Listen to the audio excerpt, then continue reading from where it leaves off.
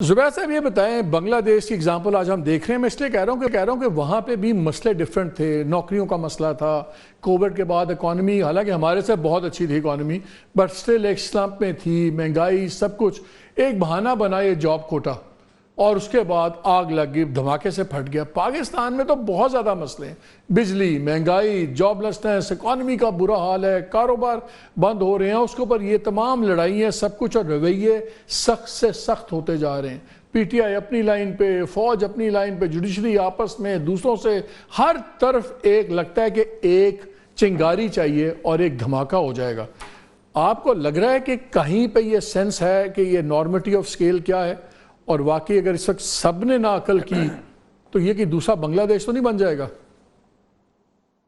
देखिए, आपने सही कंपैरिजन किया कि बांग्लादेश में तो पाकिस्तान के मुकाबले में बहुत कम मसाइल थे। एक तो सबसे बड़ा फ़र्क ये था कि वहाँ मईशत पिछले 8-10 साल से काफ़ी अच्छी रही है और तरक्की भी होती रही है, ग्रोथ भी जाहिर सी बात है उसका आवाम को भी फ़ायदा होगा। लेकिन एक जो सबसे बड़ी प्रॉब्लम था वो हसीना वाजिद वॉज ऑब्वियसली डिक्टेटोरियल, बिल्कुल उनकी रजीम थी। और सबसे बढ़ के जो इलेक्शन में जिस तरह से वो धांधली करती थी, सारे ऑपोजिशन को बंद कर दिया, देयर वाज नो ऑपोजिशन।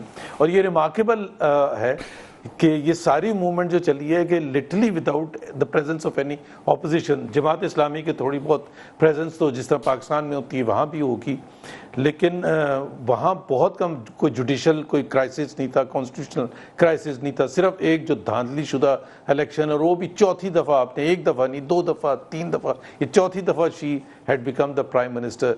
सो वो जो लोगों की फीलिंग्स थी वो रिफ्लेक्ट, एक इशू आया, वो बाहर निकले और सारा कुछ हो गया। अब मैं ये नहीं कह रहा कि पाकिस्तान में इस किस्म के हालात हो सकते हैं, हालांकि हालात तो उससे ज़्यादा ख़राब हैं। स्टेलमेट वाली सिचुएशन होगी। अभी जिस तरह से आप जिक्र कर रहे थे कि वो जो कॉन्स्टिट्यूशनल अमेंडमेंट करने की कोशिश कर रहे हैं रिजर्व सीट्स के हवाले से, तो क्या होगा? वो 8 जजेस वर्सेस 2 जजेस, और फिर चीफ जस्टिस एक तरफ होंगे, वो तो उन 2 जजेस के साथ ही होंगे। अगर वो क्राइसिस नहीं है तो फिर मेरा नहीं ख्याल है, क्योंकि हम बहुत ही अंडर एस्टिमेट कर रहे हैं कि वो कितना बड़ा चैलेंज है पाकिस्तान के लिए। फिर जो पहले हम बात कर रहे थे कि फौज और पीटीआई का, तो फिर इससे ज्यादा बड़ी जिम्मेदारी किस पे आ रही है? प्राइम मिनिस्टर पे आ रही है कि आर्मी चीफ पे आ रही है कि कुछ सैनिटी आए तमाम मामले में? आर्मी चीफ पर है, आर्मी चीफ पर है, क्योंकि जाहिर सी बात है शहबाज शरीफ तो उनके पास कोई ऐसा पावर नहीं है। पावर इन अ सेंस के एक जो इलेक्टेड लीडर होता है तो उसकी पावर अवाम की ताकत होती है। यहाँ अवाम की ताकत के बगैर आए हुए 30-35 सीटों के साथ आप हुकूमत कर रहे हैं, and they know it, they know very well कि उनके पीछे अवाम नहीं है। तो इस वजह से जो एक इंस्टीट्यूशन है जो कि जो पावर अपनी इस्तेमाल करके इस सारी चीज़ को ठंडा कर सकता है, वो फौज है। मेरा नहीं ख्याल है और किसी इदारे में कैपेसिटी है, क्योंकि अदलिया की तो बात मानने से ही इनकार कर दिया ना, बिल्कुल बात ही मानने से इनकार कर दिया है। अदलिया तो शोर मचा रही है पिछले 3-4 महीने से। इस्लामाबाद हाई कोर्ट के जजेस लिख के दे दिया कि जी उसका कुछ भी नहीं किया। प्राइम मिनिस्टर साहब दूसरे दिन पहुंच गए थे, उसके बाद वो भूल गए। और इसी तरह से दूसरे जजेस है उनका अब जब सुप्रीम कोर्ट खुलेगी सितंबर 10 को, मेरा ख्याल है खुलेगी, उसके बाद क्या पटाखे फटते हैं वो सब हम इंतज़ार पे हैं। लेकिन उससे पहले बहुत सी कुछ चीज़ें हो सकती हैं कि चीफ जस्टिस की अगर टेन्योर का वो एक्सटेंशन का हो जाता है तो वो एक और क्राइसिस होगा। मीनवाइल ये जो अभी सवाबी में आपने कहा तकरीरें हो रही हैं, बलूचिस्तान एक ऐसा माहौल है, और ये पहली दफ़ा नहीं है, ये चला आ रहा है। सो लोगों की जो नाराज़गी है वो अपनी शिद्दत पर पहुंच चुकी है, उसको कैसे वो कन्वर्ट करेंगे? तो आपका ख्याल है कि इसमें अगर कोई हीलिंग टच है तो वो आर्मी चीफ ही कर सकते हैं, वो सिविलियन गवर्नमेंट की बस की बात नहीं है? मज़र मुझे बताएं, क्या खुदा ना खास्ता 2 सुप्रीम कोर्ट्स वाला वो 90s वाला मंजर दोबारा होने का खतरा तो नहीं है कि 2 बेंच बैठे हों अपने सामने?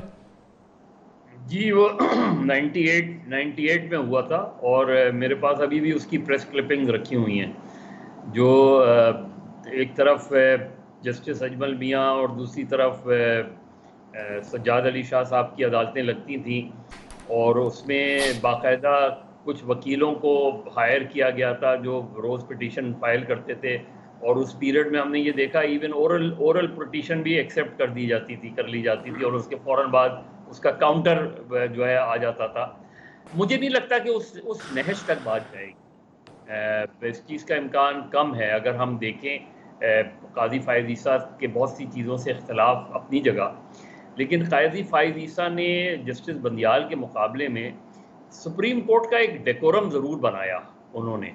पहली चीज़ ये कि उन्होंने अपने अस्पुद नोटिस को सरेंडर करके एक बहुत अच्छी रवायत कायम की और आई एम श्योर और आई होप कि इस चीज़ को आगे बढ़ाया जाए। कमेटी बना दी, कमेटी फैसला करेगी कि इस चीज़ का नोटिस लिया जाए। इसी तरह आज भी अगर आप देखें इख्तलाफ और वो अपनी जगह कि उन्होंने सितंबर तक का रोस्ट्रम डिसाइड कर दिया कि उस कमेटी ने सितंबर तक का रोस्ट्रम डिसाइड कर दिया कि जो है वो कौन रोस्टर के कौन जो है वो बेंच बनेगी।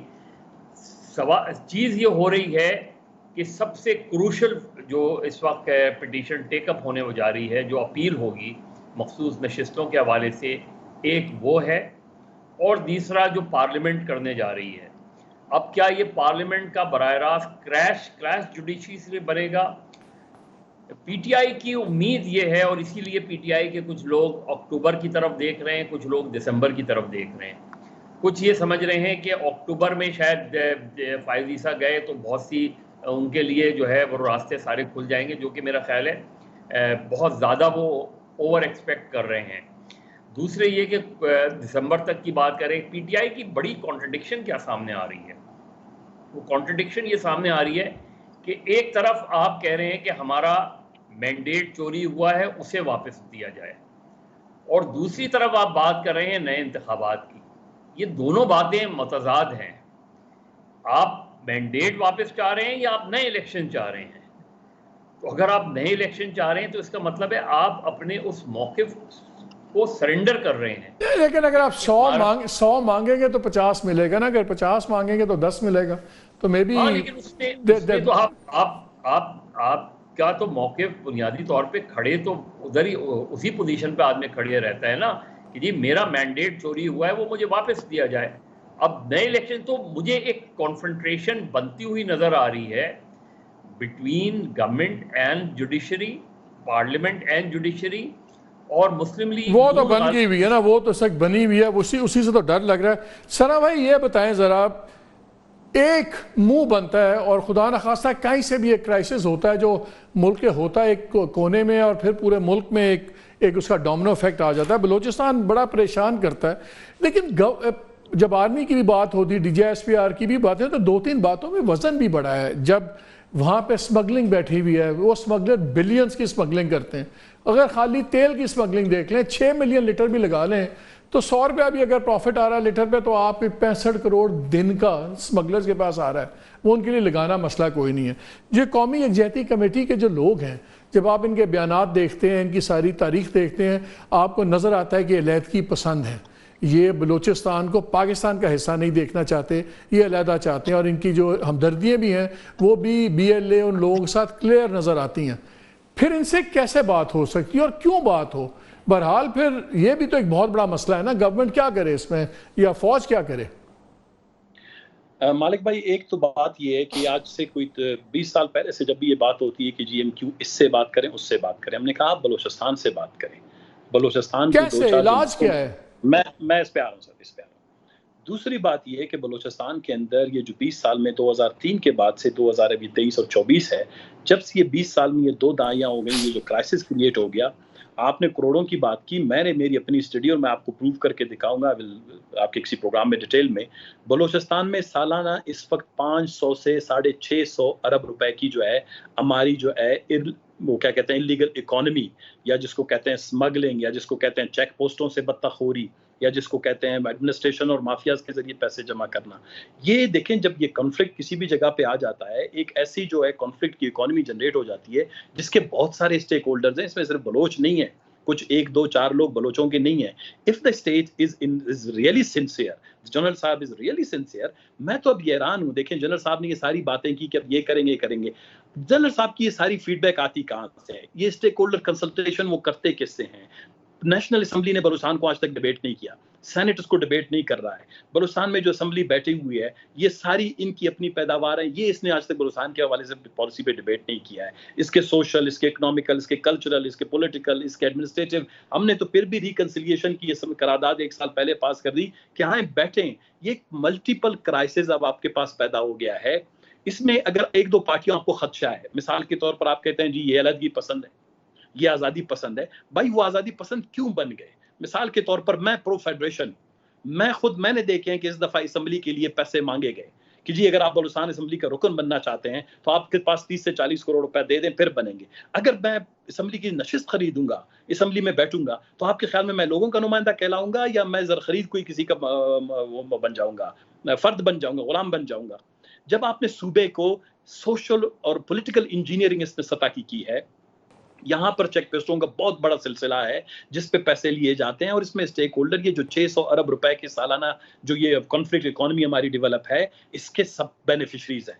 कोई ना तो जनरल साहब इससे मुबर्रा है, ना मैं मुबर्रा हूँ, ना कोई आम बलोच मुबर्रा है। हाँ, कुछ जगहों पर जायज बलोचों को ये जरूरत है कि वो ईरान के साथ अपने जो है खुराक के लिए, अपने तेल के लिए जो बॉर्डर इलाके के, उसके लिए हमने मैकेनिज्म बस आखिरी मिनट है सना भाई, आखिरी मिनट है, मुझे अगर क्विक आप बताएं कोई इमीडिएट मेजर हो सकता है?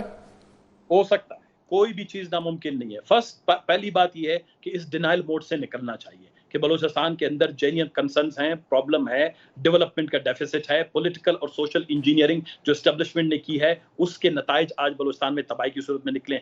जिस दिन आप इसको एक्सेप्ट कर लेंगे उसके बाद हम कन्फ्लिक्ट रेजोल्यूशन के ऊपर निकलेंगे। ये जो असेंबली आप लोगों ने लेस लेजिटिमेट या इललेजिटिमेट असेंबलियां बिठाई हुई हैं जो इलेक्शन कमीशन ने और हमारे इदारों ने की, इनको खत्म करके लोगों की एक अच्छी से आप नेशनल सतह पे एक बहुत बड़ी कमीशन बनाएं, उसमें बड़े क्रेडिबल लोग, आप जैसे लोग आ जाएं बलूचों के साथ गली कूचों में बैठ के उनसे बात करें, जिनके बच्चे लापता है उनके बच्चे रिहा कराएं, जहां पर गलत चेक पोस्टें बनी हो चेक पोस्टें खत्म करवाएं, जहां बलूचों का डेवलपमेंट डेफिसिट है उसके हवाले से नेशनल जो है आप मार्शल प्लान बनाएं।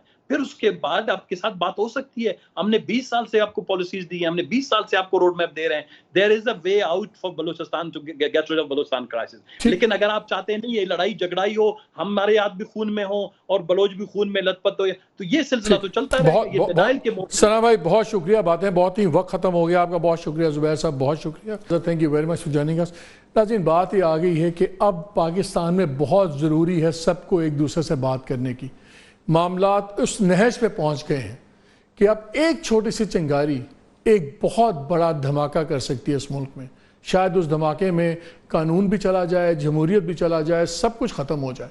एवरीबडी हैज़ टू टॉक, और शायद ये लीड जो है शायद इंस्टीट्यूशन को लीड लेनी पड़ेगी, और ख़ास तौर पर गवर्नमेंट को बड़ा वाज़ेह करना चाहिए अब कि क्या ये कॉन्स्टिट्यूशनल अमेंडमेंट का जो हमारी इत्तला है सही है या गलत है। हमारी इत्तला है कि आ रही है। पहले भी जब हमने खबर दी थी कि जी ये टर्म टेन्योर की बात हो रही है तो पूरी गवर्नमेंट ने इनकार किया था, ऐसी कोई बात नहीं है। अब वो भी बात में मान लिया कि हाँ जी ड्राफ्ट था, चीफ जस्टिस साहब से ही बात की तो उन्होंने कहा कि मैं नहीं इंटरेस्टेड उसके अंदर। अब जो हम ख़तरनाक बात सुन रहे हैं वो ये कॉन्स्टिट्यूशनल अमेंडमेंट की है। ये अगर लाई गई इन हालात में तो हमें एक बहुत बड़ा फिशर और कॉन्फ्लिक्ट सुप्रीम कोर्ट में भी नजर आएगा, और वो कॉन्फ्लिक्ट क्या अफोर्ड कर सकता है निज़ाम? I don't think so. इजाज़त दीजिए, अल्लाह हाफिज़।